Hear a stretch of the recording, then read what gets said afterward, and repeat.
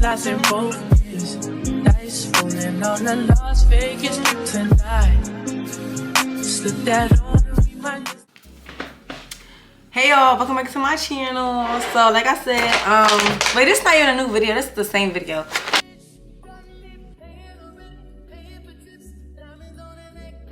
Alright, so like I said, yesterday I couldn't fully record what I wanted to record because my day did not go as planned. I was supposed to, like, you know, drop the baby off and do all of that. But since it didn't go as planned, what I'm gonna do is like a mini MUKBANG kind of life update. And I got some bullet points on like what I want to talk about and stuff. So let's get into it. So if you're new here, make sure you like my video and subscribe. I'm trying to get 1,000 subscribers, y'all. I'm almost there. I think right now I'm at 721. And I'm trying to get 1,000. So I roughly need like 200 something more subscribers to reach my goal. And I would like to get to my goal this year. Like, I've already got the outfit I want to wear for when I hit my goal for subscribers. I got a seafood boil. So in my boil, I got shrimp, mussels, snow crab legs, and then vegetables, stuff like that. Then I also told them to put a side of lemon for me because when I went to, I've seen people have lemon all the time and they seafood boils and stuff like that. And I never really tried it until I went to Red Lobsters and have it, and it was really, really good. And then I also have my cup of soda with some ice. I know I love ice because my iron is low. And I love to drink soda with my food. I just feel it helps me digest it better, even though it probably really don't. I think it don't, but it don't even matter. So I'm just gonna be doing like a little update on how I've been since I've had the baby and just my regular life in general or whatever. Since I couldn't do the day in life with me as a mom or whatever. A new mama too, or whatever the video was supposed to be. I really forget, it was 2 days ago, but this tastes good today. But I'm going to prep with my food and then start the video. So give me 1 second. Alright. So I got my notes right here.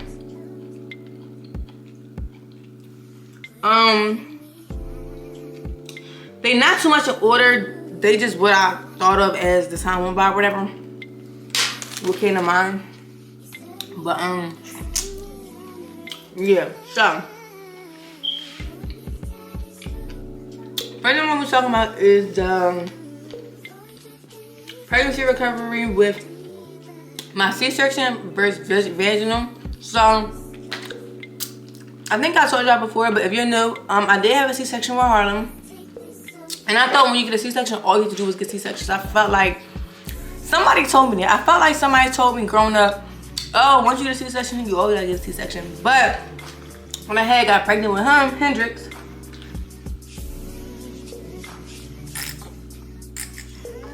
I went to the hospital, and during, like, you know, my checkups or whatever, they basically told me that just because I had 1 C-section don't mean I have to keep having them. They said it's usually after 2. So they said if you want to, you can get another C-section, or you can just do vaginal. And I was like, all right, I'll do vaginal because I never did it before, and I feel like, why not?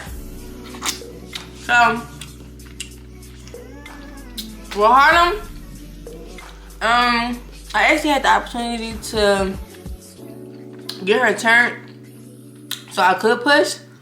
But what happened was she came early, like earlier than her day for me to get switched. I mean, not get switched, for her to get turned. So when they turn a baby and your baby is breech, which what Harlem was, which, meaning her head was down. I mean, no, meaning her head wasn't down. I'm sorry. Harlem was breech, meaning her head was not down. And what they would have did was took her and like kind of like moved her with their hands, like, you know, massaged her into the right position. And that was on June 5th. I was supposed to get that done, but she came June 2nd. So my water broke too early for that. And then so I just got an emergency C-section because that's what they said I would have needed if it didn't work. And it didn't work, and I couldn't even make it to my appointment. So with him, the baby, he was not breached. His head was down. So I had the opportunity to do vaginal. They asked me did I want to do vaginal, if I want to get another C-section. I said, hey, I'll just do vaginal. Just so I can say I did both or whatever, just to say, like, you know, I got to experience it. So, I think I'm gonna do a separate video of like my labor delivery story, but just to make it quick, I went into labor the night of Thanksgiving. Like after we ate dinner and stuff like that, I went to labor. And I was having contractions. So when people used to be like they were in labor for like 12, 24 hours, I was always confused because I'm like, how are you in labor for that long? I'm thinking labor is like you pushing, but no, labor is just like your contractions or whatever. So I was in labor from like 12 in the morning to 10:30, so almost 12 hours. And I'm not even gonna lie, the contractions wasn't too bad. I had contractions before Harlem, but being as though like I told you, I had to get an emergency C-section. As soon as I got in, they gave me the epidural. This time like dragging their feet.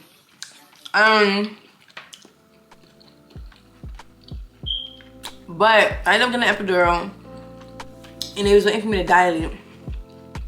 One thing I can say is the process was so much quicker with the C-section than this. This, even though you have contractions and stuff like that, you just gotta wait to dilate. They gotta wait, like, you know, they gotta wait for you to open up, for you to be able to push the baby out. Whereas on a C-section, not really, they just cut you open. Prepare you and then cut you open. But another thing too is I felt a lot of pressure, and I really thought I was gonna poop. And I did not want to poop. A lot of people say when they go into labor vaginally, they always poop on themselves. Y'all, I remember asking the nurse and my mom and them. I was like, if I poop on myself, make sure y'all do not tell nobody. Please don't tell nobody. But I didn't.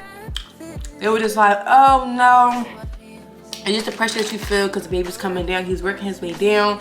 And it just is so close. I'm gonna tell you about the poop, but you're not gonna poop. So I was like, oh, alright. I pushed him out. When I pushed him out in one push. Literally. And I was scared. I was like, oh my God, can I get a C-section instead? Like, I'm terrified. They was like, no, it's too late, you got pushed. So I'm like, alright. I pushed. It wasn't that bad at all. You can feel him coming, but it wasn't like nothing too crazy, like dire.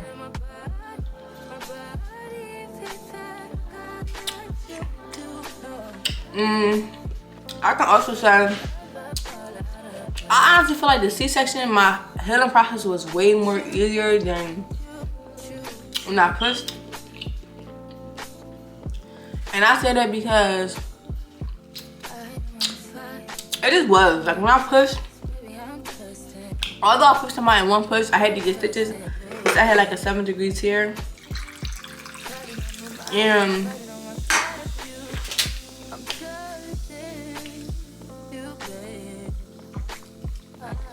even though I had to get stitches more hard because they cut me up and they got to stitch me back up, I felt like because since he came out my vagina, I had to push him. Of course, my stitches was going to be down there. So when I use the bathroom, I can feel it.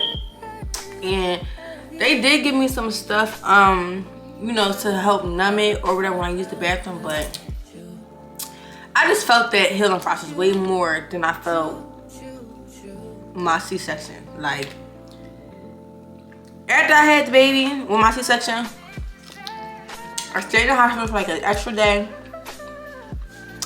or two.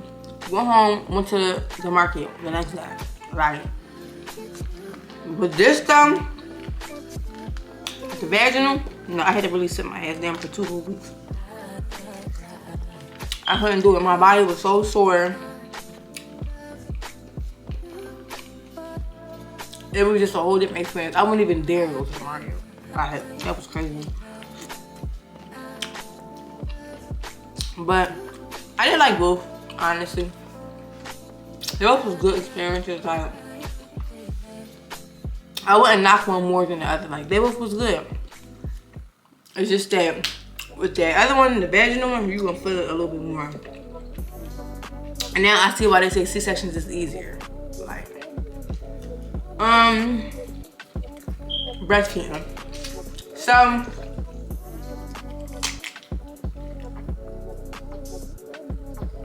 I did breastfeed Hendrix for a little bit. but I could not continue with it. Like, I felt like breastfeeding was like, I feel like it was way too time consuming. Breastfeeding and pumping, like I did both. So I feel like it was way too time consuming. I feel like it's not for a person that's like used to getting up and being active and being busy. I honestly feel like it's for a person that's like okay with sitting down and just, you know, giving it all to breastfeeding and pumping. And I just could not do it. Like, I did it for like 3 weeks, I'm not even gonna lie, because I wanted to experience doing study and do it with Harlem, but I just couldn't do it. Like, it was just too much. And I felt like a lot of my time and my life was literally going to breastfeeding and pumping, and I hated it so bad. And I just could not take it, like, at all. And then I also didn't like with breastfeeding, like all the restrictions that came with. So my son, he eats a lot. He's way more than Harlem did when Harlem was little. And he was like, so when he's hungry, I would either have to wake up and, you know, put him on me or heat up the milk. Y'all, heating up the breast milk in itself is a different process. Like, you can't just put it in the microwave. You got to heat it up in some hot ass water. And at 3 o'clock in the morning, I don't feel like boiling no hot water and sitting in a bottle in there and then hoping that it's come to a perfect temperature where so I can just give it to him and not have to let it cool off. I just could not do it. And then I used to be trying to run it under house. It was just, I was tired. I couldn't. I feel like I just couldn't. I'm not even gonna lie. I couldn't. And it's like, with breastfeeding, it come up with your rules. So it's like, you can pump. When you pump, when I say breastfeeding, I'm talking about breastfeeding and pumping. But I used to pump. But when you pump, you only have your milk in there that's not frozen. You only have it in the refrigerator for a certain amount of time. You put it in a bottle and he starts it, but you don't finish the whole bottle. You have to throw out the rest of the milk because it's considered contaminated. So then you gotta pump again. Y'all, it was too much. Then if you didn't automatically freeze your milk, you can only have it sit in the refrigerator for a certain amount of time. And after that, you gotta go in the trash. It was too much. It was too much. And I already had a kid, like I already had Harlem, so if I woke up at 2 o'clock in the morning, I put him to sleep after we done eating, after he done feeding. Then I get back up at 6 o'clock, get Harlem dressed, cleaned up, hair done, make sure she good, and then send her off to school, because at that time my dad was picking her up and dropping her off. And I was doing it by myself. Like, even though I did have help, like my mom would come over, my dad would come over, and my baby dad, he couldn't really come over because he was like, he had like a situation where he was on house arrest, so he couldn't really come over and help as much. But it was just like, it was just a lot. And I was tired. And my big thing is, I never want to like fall into postpartum depression. So I felt like if I kept being tired and just kept being, I just felt like if I just kept being tired and feeling like my whole entire day was literally going to this breastfeeding and pumping, I would have slipped into depression. And I did not want that, like, at all. So I just let it go.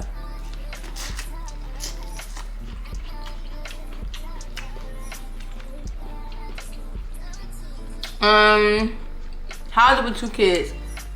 So, like I said in the beginning, kind of, it's like, well, like I said in like the breastfeeding segment, it is different because instead of me just waking up and having to take care of one, I gotta take care of 2.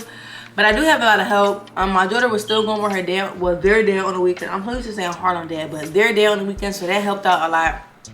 Before Hendrick started going over, she was going over, so on the weekends it would just be me and him, and I would, you know, get a lot of my sleep and stuff like that.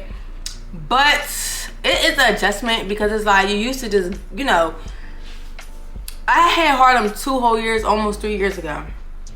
So having him now is like, damn, I gotta start all over.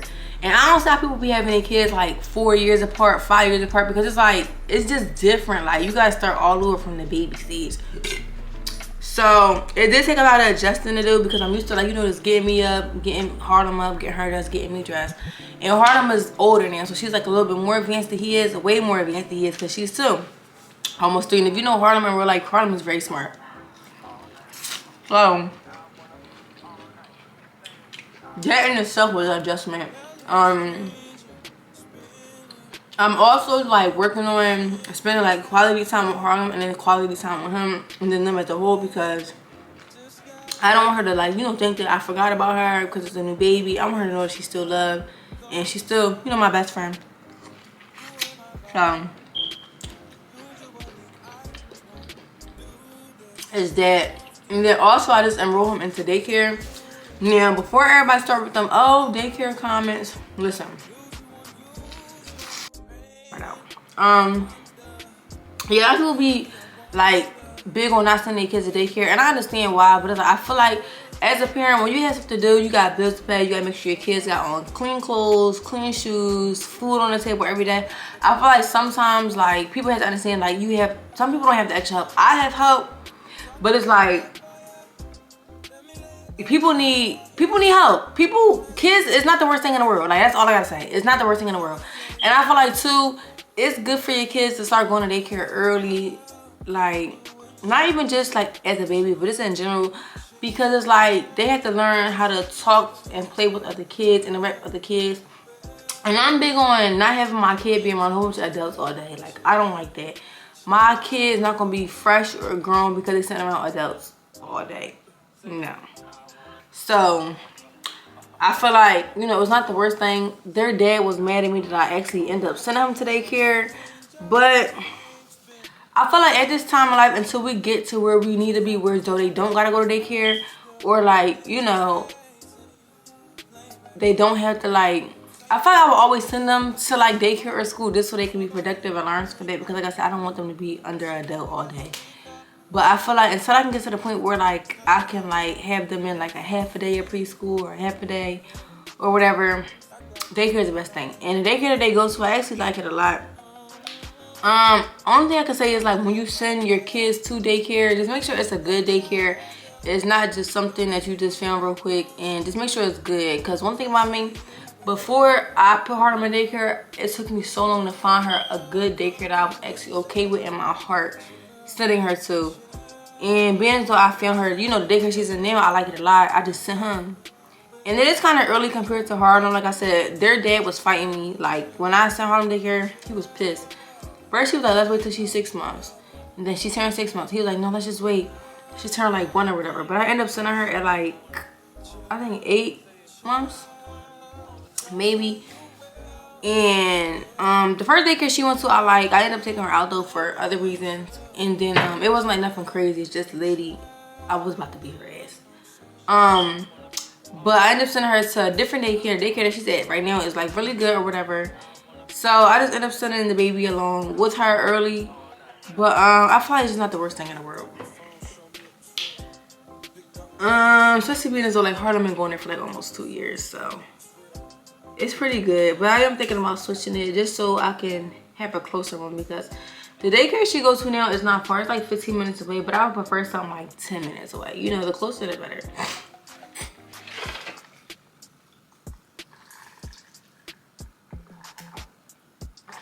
Okay, so back to work.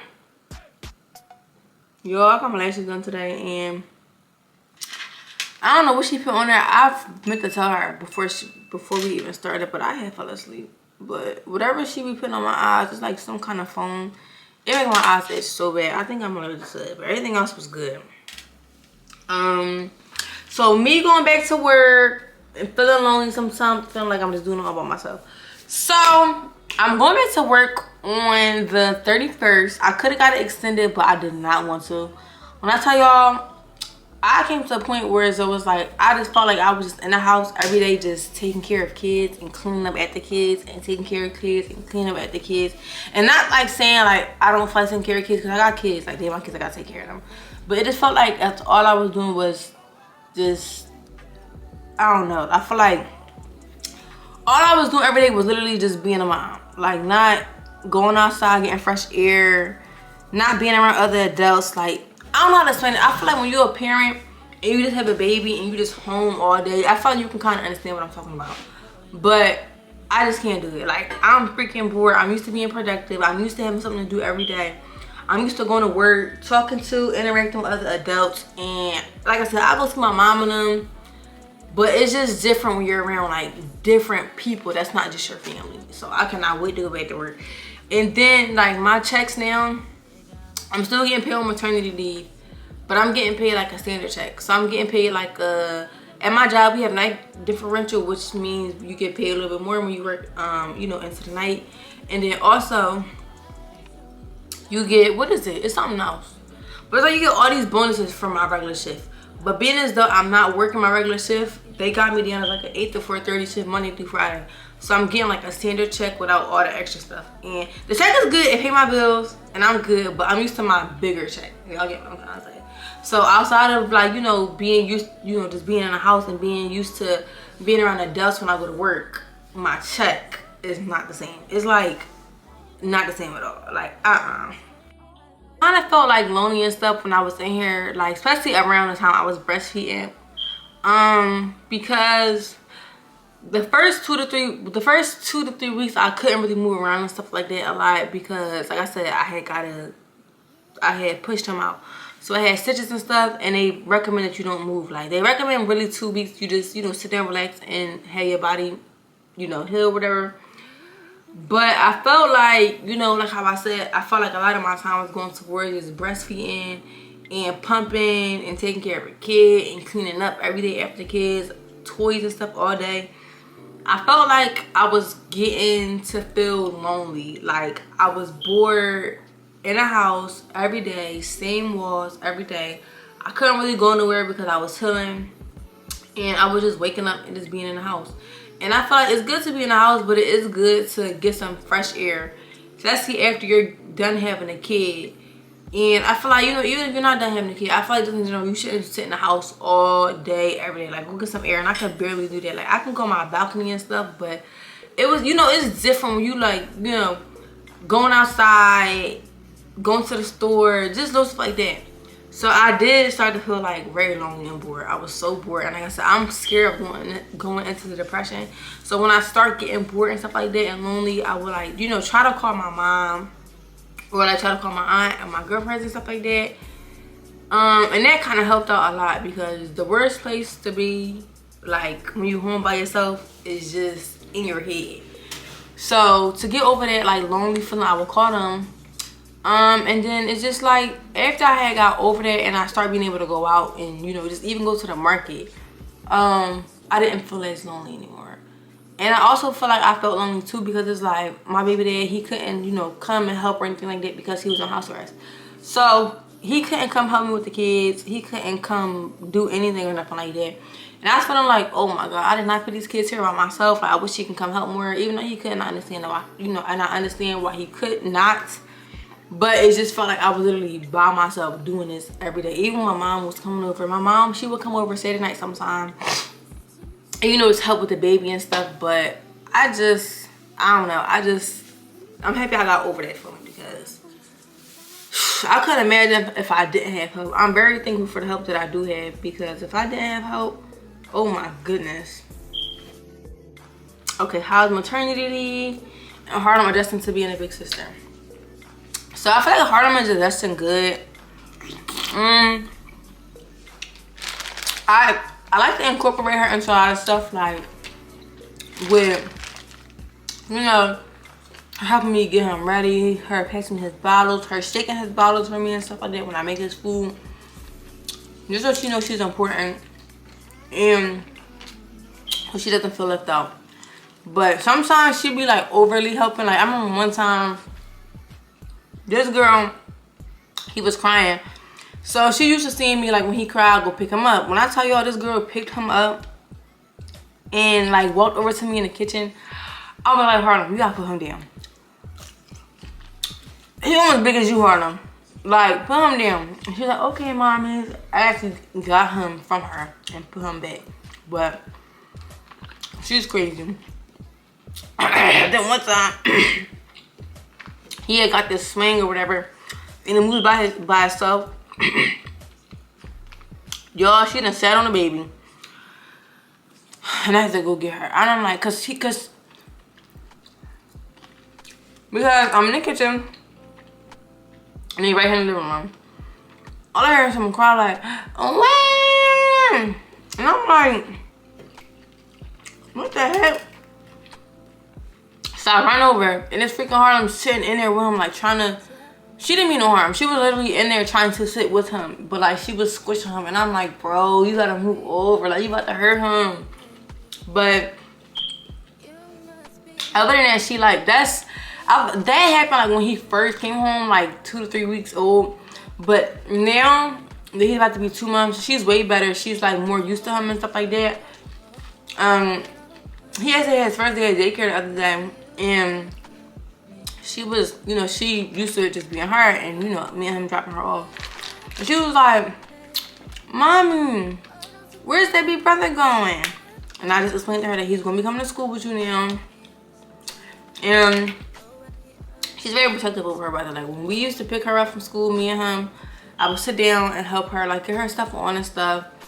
And a little kid, I remember when this little girl came over and like tried to like touch him, and she gonna pick her hand up like this and like move it over. I was like, ooh, Harlem. And shoot, she even be at home when I go to my mom's house. She be telling my brothers, don't touch the baby, don't touch my brother. So she's very protective of him. It was my little brother's birthday the other day, the youngest one. And, you know, people was over and stuff. And the baby was laying on the couch. And she was telling everybody, back away, get away from him. And I'm just like, yo, this girl funny. So she's very protective of him. And she knows she's the big sister. Before he even came down, I used to try to tell her, like, you know, you like to be a big sister, it's a big responsibility, even though she don't know what I'm talking about. But I'm like,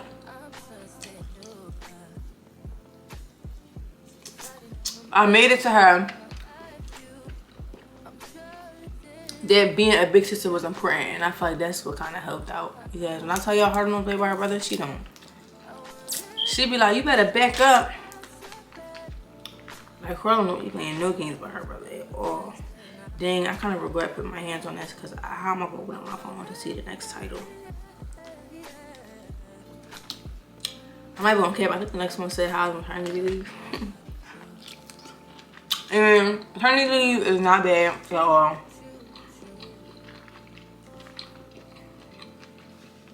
Especially as being as though I'm getting paid for it this time. It's not bad. I like too that coincidentally the baby came around like Christmas. So I had Christmas off, New Year's Eve off. It really made me want to get another job. Whereas I can like a traditional job where I work 8 to 5:30, 8 to 4:30, and get off at some time with my kids. Like, I like being able to pick her up and drop her off to school. So my next goal, until YouTube take off, is to find a job or a position within my job where I can like work traditional hours and have the weekends off and be able to pick her up and drop her off to school, because that means a lot to me. And before I went on maternity leave, when I first started, I said that like the hours aren't bad, but I would prefer to be able to pick her up and drop her off. The daycare in school. It's the same thing. I call it school though, because they be in there learning. They're not just being there. They're not just in there just being taken care of. They're in there being taken care of and learning. Let me see the next topic.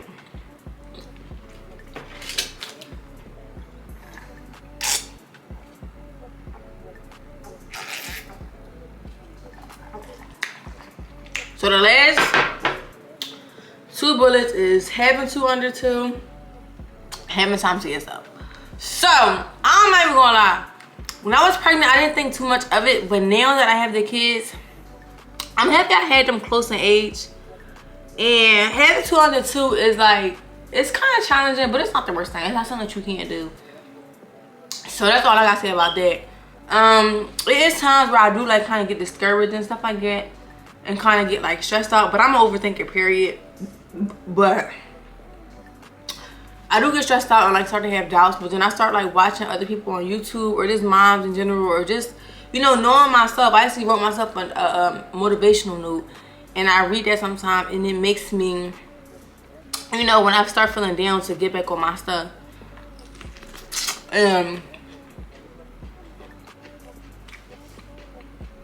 I basically be telling myself, China, just because you're 23 with 2 kids under 2 does not mean nothing. You still gonna be able to get everything that you want in life. So put your lip gloss on, pull your bootstraps up, and, you know, just keep going. My mom motivates me a lot and encourages me, because it's like, I grew up with a single mom. I was a mom. I remember seeing my mom. Oh my freaking God. It's a fucking mess, mom. My mom motivates me a lot because I remember growing up with her and her being a single mom. Like, my mom and my dad are married now, but I remember going through the journey with her being single. Like, being a single mom, you know, figuring it out on her own and stuff like that. And everything my mom ever wanted, she literally got in her life. So she motivates me a lot, more than she probably know. And that encourages me a lot, like, in a lot of aspects. Like, even before I had Hendrix, when I was just pregnant with Harlem and stuff like that, being young as a mom, you know, you gotta learn that your life not over at all. And I feel like you gotta keep encouraging yourself and keep motivating yourself and keep telling yourself that you can still get to where you want to be. No matter what, like, you gotta keep pushing.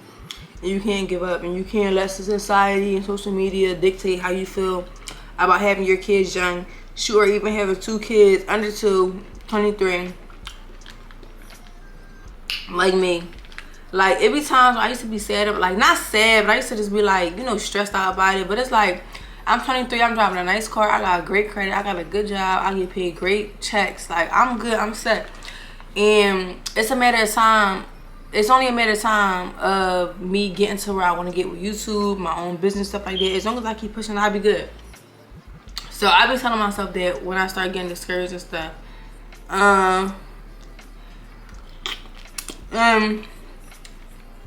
You know, you do have times where you do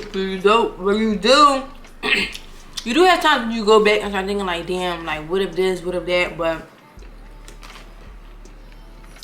I'm still kind of in the process of training myself to think for now. Like, don't think of what if this would have happened, what if this didn't happen. With anything in life, relationships, friendships, shoot, pregnancies, life decisions. I'm trying to think too much on it, like, because the past is the past. You can't do nothing with it. But you can always fix or alter your future. I'm having my scarf is coming off. So yeah, but at first it was like a hard pill to swallow when he actually came, because it was different. Like, 23 with 2 kids, and before I start complaining, I had to remember like what I got. A lot of people aren't in my position. Some are, some aren't. But it's like you can't worry about what everybody else is doing. And like I said, you can't worry about what is. Like, okay, I'm a young mom, all right, that's fine. I'm still gonna get what I need to get done. So, and I feel like you gotta have somebody that's motivating you. My mom motivate me, my aunt motivate me, my friends motivate me. And at times my baby dad motivate me. But I feel like you have to be your #1 supporter and motivator as well. Because if you don't believe in it, I believe people can tell you, you know, you're gonna make it, you're gonna be good. But if you don't solely believe in it in your heart, then it's worthless.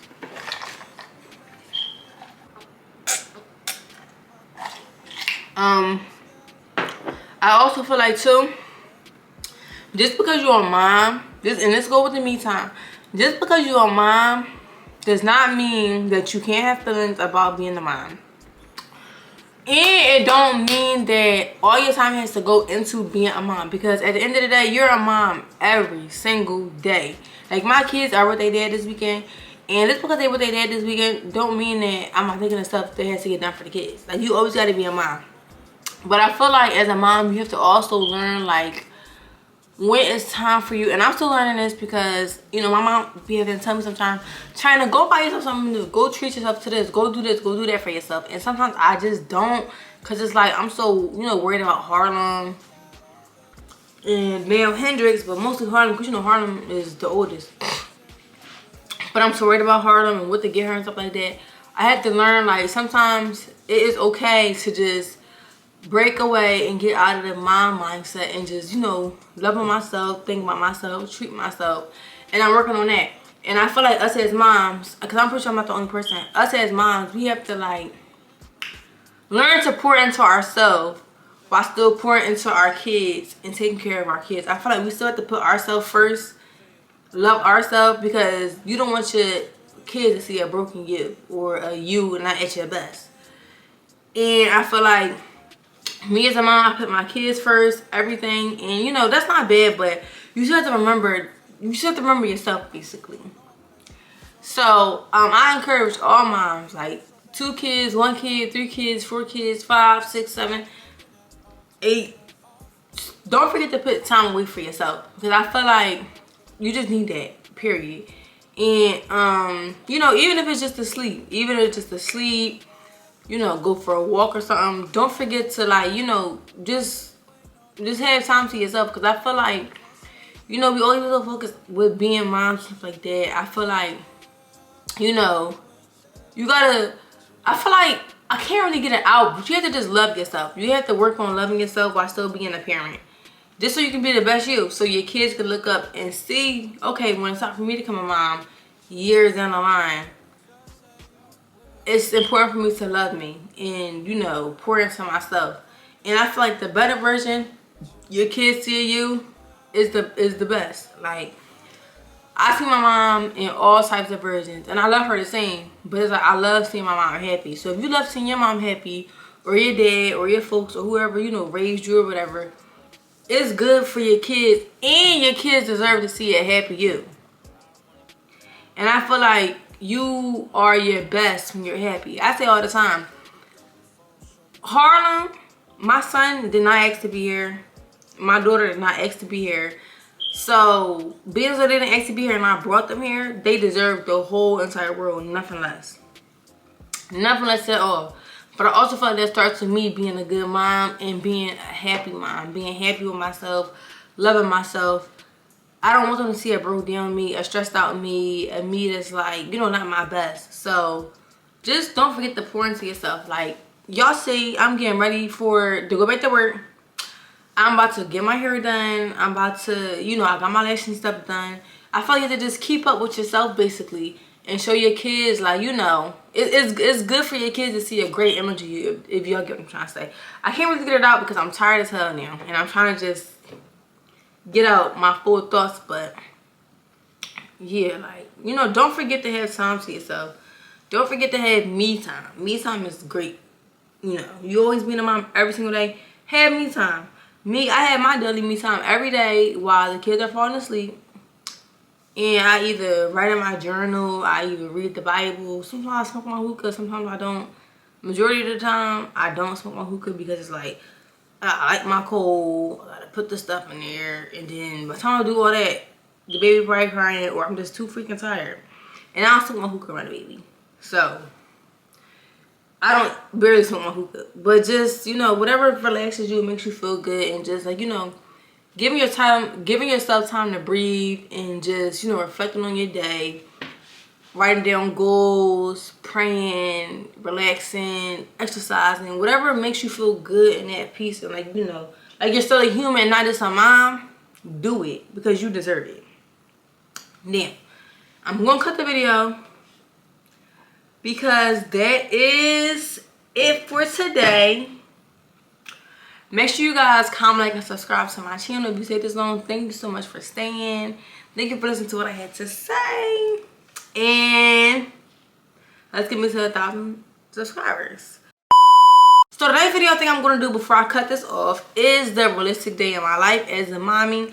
I'm not going to school this semester because, of course, my school has nothing for me to take. So that's nothing I will be adding to my agenda of things to do. But the next video I'll be doing is a you know, just a realistic day in my life, dropping the kids off and stuff like that. So make sure you stay tuned for that, and I will see you in the next one. Bye.